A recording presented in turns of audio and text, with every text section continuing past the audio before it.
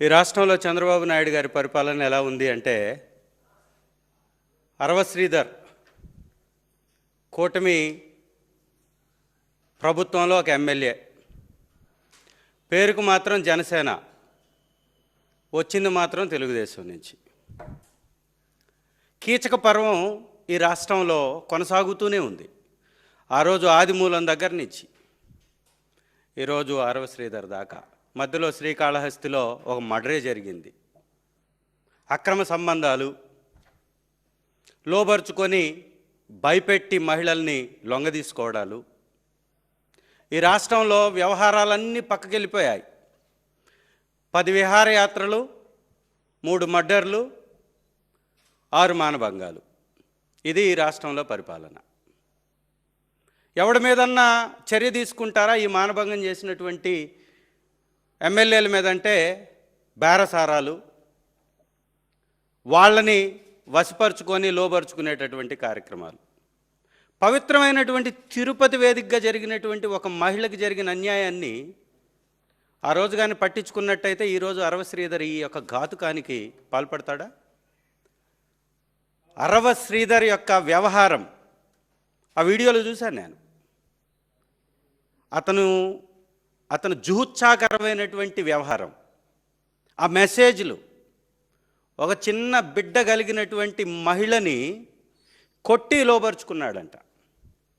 ఆ మహిళ నన్ను కారులో అత్యాచారం చేశాడు, 5 సార్లు నాకు అబార్షన్ జరిగింది అతని వలన అని చెప్తే మహిళా కమిషన్ ఏం చేస్తుంది? స్పందించదా? చంద్రబాబు నాయుడు గారు వద్దన్నారా? హోంమంత్రి గారు ఏం చేస్తున్నారు? ప్రతిపక్ష నాయకుడి మీద ట్వీట్లు వేసి అపహాస్యం చేయడం, ఇదేనా మీ యొక్క హోంశాఖ కార్యక్రమం? హోంశాఖ అంటే ఇంట్లో ఉండే శాఖగా మార్చేసింది అనితమ్మ. వర్క్ ఫ్రమ్ హోమ్గా చంద్రబాబు నాయుడు గారు అన్నారు కదా, పోలీసుల్ని వర్క్ ఫ్రమ్ హోమ్ నుంచి చేస్తామని. వర్క్ ఫ్రమ్ హోమ్ అనేటటువంటి విధంగా పాతాళానికి పోలీస్ వ్యవస్థను తొక్కేసింది అనితమ్మ. హోంమంత్రి గారు సాక్షాత్తు ఈ రాష్ట్ర ముఖ్యమంత్రికి ఆ మహిళ సంక్రాంతి సందర్భంగా చంద్రబాబు నాయుడు గారు కుప్పం వెళ్ళి మరీ అర్జీ ఇచ్చిందంట చంద్రబాబు గారికి. ఏమండి చంద్రబాబు గారు, ఒక మహిళ మీ ఊరికి వచ్చి, మీ దగ్గరకు వచ్చి, మీకు అర్జీ ఇచ్చి, మీ ఎమ్మెల్యే నన్ను ఈ విధంగా బలత్కరిస్తున్నాడు, నాకు న్యాయం చేయండి అంటే మహిళను పట్టించుకోరా? ఇదేనా మీ 40 సంవత్సరాల ఎక్స్పీరియన్స్? ఇదేనా 40 సంవత్సరాల రాజకీయం? ఇదేనా మహిళా లోకానికి ఉన్నటువంటి విలువ? ఒక కలెక్టర్కి అర్జీ ఇచ్చినట్టు, ఏదో 100 రూపాయలు పోతే అర్జీ ఇచ్చినట్టుగా, ఎవడో పొలానికి దారి లేకపోతే అర్జీ ఇచ్చినట్టుగా, ఒక మహిళ జీవితం, వివాహం చేసుకున్నటువంటి మహిళ, చిన్న బిడ్డ కలిగినటువంటి మహిళ, ఆ మహిళ జీవితానికి సంబంధించినటువంటి వ్యవహారంలో ఈ విధంగానా చంద్రబాబు నాయుడు గారు ప్రవర్తించేది? అదే మీ ఇంట్లో ఎవరినన్నా మహిళని అనకపోయినా కానీ అన్నామని చెప్పేసి బ్రహ్మాండం బద్దలైపోయినట్టుగా మాట్లాడిస్తారు. ఈ రాష్ట్రంలో ఏ సమస్య లేనట్టు, అది ఒక్కటే సమస్య అన్నట్టు అననటువంటి దానికి రాద్ధాంతం చేసినటువంటి చంద్రబాబు నాయుడు గారు, తెలుగుదేశం పార్టీ ఇవాళ ఈ మహిళ గురించి ఏం మాట్లాడతారు? ఒక మహిళని కుప్పంలో చెట్టు కట్టేసి కొట్టారండి. వాళ్ళకేదో అంతంత మాత్రాన డబ్బులేదో ఇచ్చేసి దాన్ని కూడా పక్కదారి బట్టి ఇచ్చేశారు.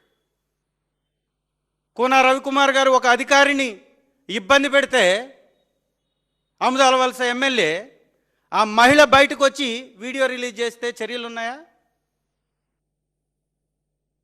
ఇది ఈ రాష్ట్రంలో జరుగుతున్నటువంటి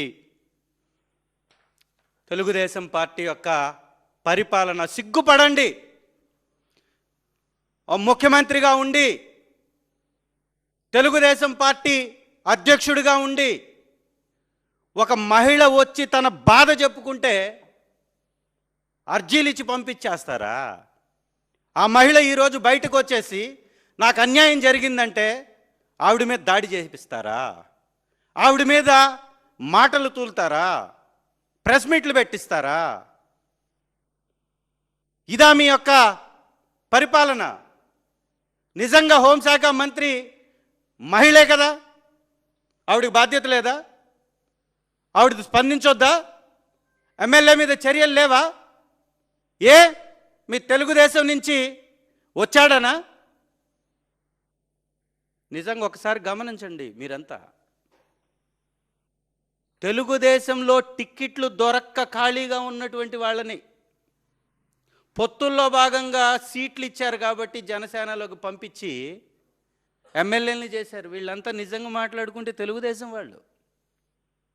ఈ చేస్తున్నటువంటి దురాఘాతాలు పాల్పడుతున్నటువంటి వాళ్ళందరూ తెలుగుదేశం వాళ్ళే.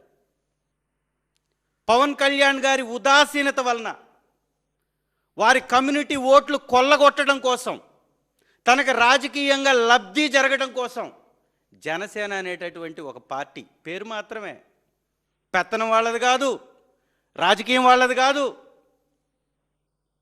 ఎమ్మెల్యేలు వాళ్ళు ఉన్నా కానీ తెలుగుదేశం నాయకులే అక్కడ పెత్తనం చేసేది. అక్కడ కూడా ఒక నాయకుడు ఉన్నాడు, ఆ నాయకుడే పెత్తనం.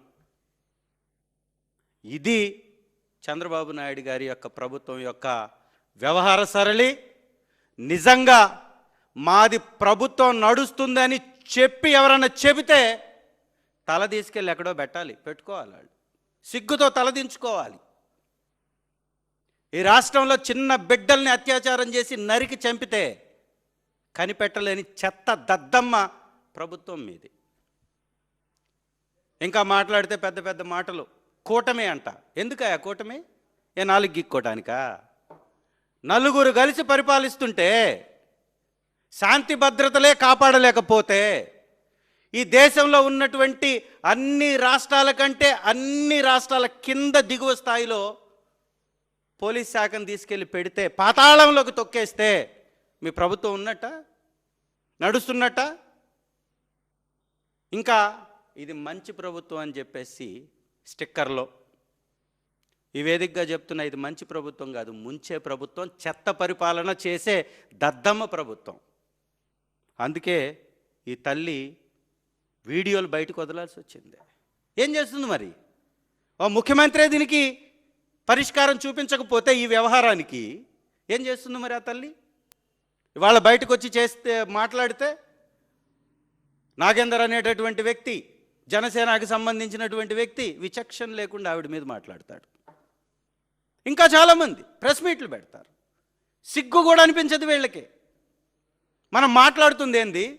ఆ జరిగినటువంటి మహిళకు జరిగిన అన్యాయం ఏంటి? సుగాలి ప్రీతి అని మీరు చేసినటువంటి రాద్ధాంతం ఏంటి?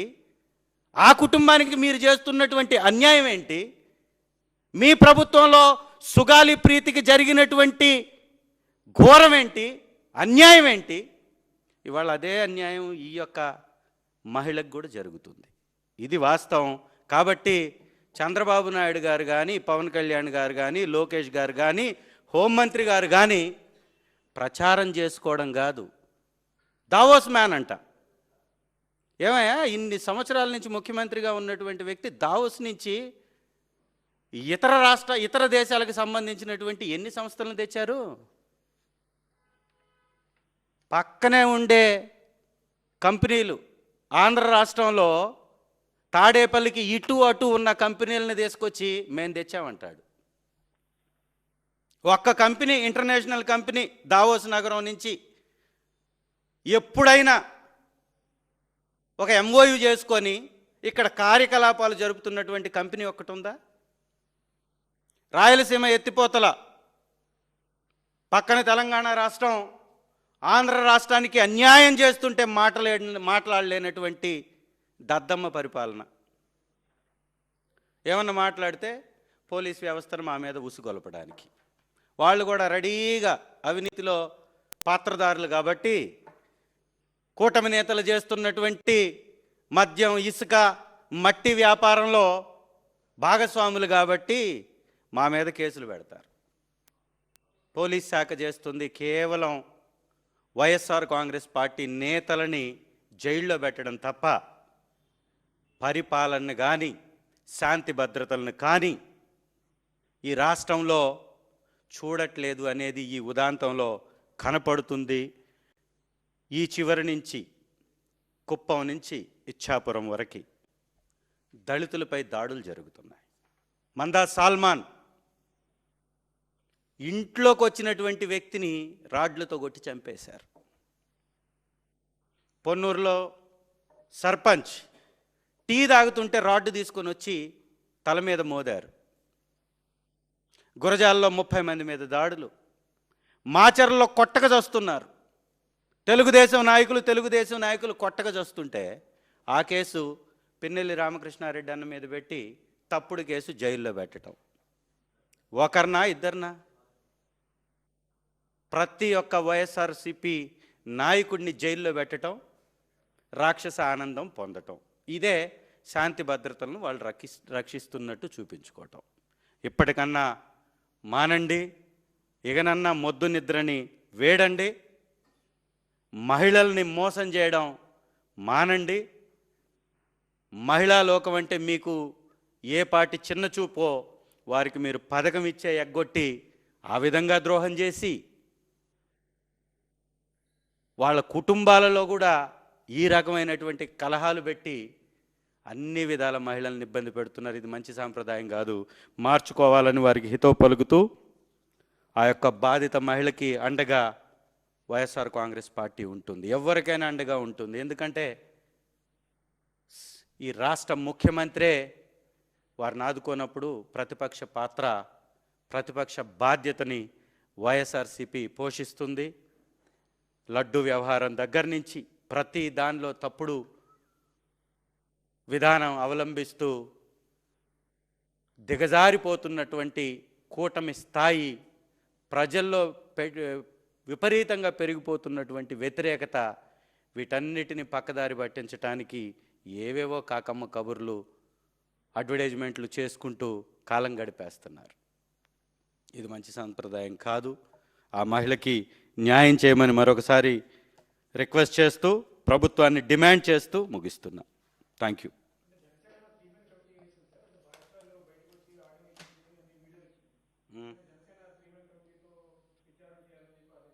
ఏంటి 3 మెన్ కమిటీ ఏం చేస్తారు? బాధిత మహిళ వచ్చి చెప్పిందండి. బాధిత మహిళ వీడియో రిలీజ్ చేసింది, రెండో వీడియో రిలీజ్ చేసింది, ముఖ్యమంత్రి గారిని కుప్పం వేదికగా కలిశానని చెప్తుంది. మీరేం చేస్తారు? తప్పించుకునేటటువంటి కార్యక్రమం. మీరేమైనా చర్యలు తీసుకున్నారా? గుంటూరు ఎమ్మెల్యే గారి వ్యవహారం వచ్చింది బయటికి, చర్య తీసుకున్నావా? తప్పించుకున్నావు కదా. ఎప్పుడో వైఎస్ఆర్ కాంగ్రెస్ పార్టీలో కంప్లైంట్ చేయనటువంటి మహిళ, అది ఒరిజినలో కాదో తెలియనటువంటి వీడియో పెట్టుకొని రద్దాంతం చేశారు కదయా మీరు. ఇవాళ మహిళ వచ్చి కంప్లైంట్ చేస్తుంది కదా. 3 మెన్ కమిటీ ఎందుకు? నువ్వు ఏ విధంగా నిరూపిస్తావు? మొన్న రీసెంట్గా చూసాం, ఒక మహిళని వైఎస్ఆర్ కాంగ్రెస్ పార్టీ కార్యకర్త కాల్తో తన్నాడు, గర్భిణీ స్త్రీనని ప్రచారం చేశారు. చూశారు కదా మీరు. తీరా చూస్తే ఈ రాష్ట్రంలో గెలిచినటువంటి ఎంపీటీసీల్లో అతను ఒకడు, జనసేన ఎంపీటీసీ బయటకు వచ్చి చెప్పాడు, ఆ తన్నినటువంటి తోసినటువంటి వ్యక్తి తన్నలేదు, తోశాడు. ఆ వ్యక్తి చేతి మీద పవన్ కళ్యాణ్ గారి టాటూ ఉంటుంది, అతను జనసేన పార్టీ నాయకుడు, వైఎస్ఆర్ కాంగ్రెస్ పార్టీ నాయకుడు కాదు అని చెప్పారు. హోంమంత్రి కూడా మాట్లాడింది కదా. హోంమంత్రి కూడా ఈ విధంగా స్పందించింది కదా. ఏం చర్యలు తీసుకున్నారు? ఆ మహిళకి ఏం న్యాయం చేశారు? ఆ తప్పుడు ప్రచారం చేసినటువంటి ఈ కూటమి నేతల మీద ఏం చర్యలు తీసుకున్నారు? ఒక అబద్ధాన్ని నిజమని ప్రజలపై రుద్దుతున్నటువంటి చంద్రబాబు నాయుడు గారి మీద కానీ, లోకేష్ గారి మీద కానీ, పవన్ కళ్యాణ్ గారి మీద కానీ, లేదా వారి నాయకుల మీద కానీ ఏం చర్యలు తీసుకున్నారు? గుంటూరు ఎమ్మెల్యే గారి వీడియోలో దొరకలేదా? కోన రవికుమార్ గారి మీద ఆ టీచర్, కేవీబీ టీచర్ వచ్చేసి, కస్తూర్బా స్కూల్ టీచర్ వచ్చేసి కంప్లైంట్ చేసింది, ఓపెన్గానే చేసింది కదా. శ్రీకాళహస్తిలో మర్డర్ జరిగినప్పుడు ఎందుకు జరిగిందో మర్డర్ అందరికీ తెలిసినటువంటి సత్యమే కదా. ఎవరి మీద? ఆదిమూలం గారి మీద ఏం కంప్లైంట్ చేశారు? ఏం చర్య తీసుకున్నారు? కొలికపూడి గారి మీద విమర్శలు వచ్చాయి, ఏం చర్య తీసుకున్నారు? ఎవరి మీద చర్య తీసుకున్నారు మీరు? మహిళల్ని వేధిస్తున్నటువంటి ఒక్కరి మీద చర్య తీసుకున్నటువంటి ఉదాంతం ఉందా? గతంలో జైన్ ఇదే విజయవాడ పక్కనే ఓ చిన్న బిడ్డ మీద అఘాయిత్యం చేశాడని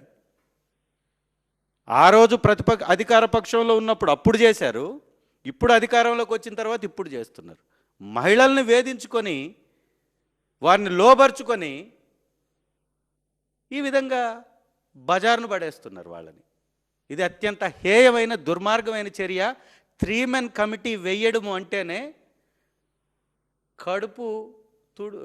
కంటి తుడుపు చర్య తప్ప మరొకటి కాదు. అది న్యాయం చేసేటటువంటి కమిటీ కానే కాదు.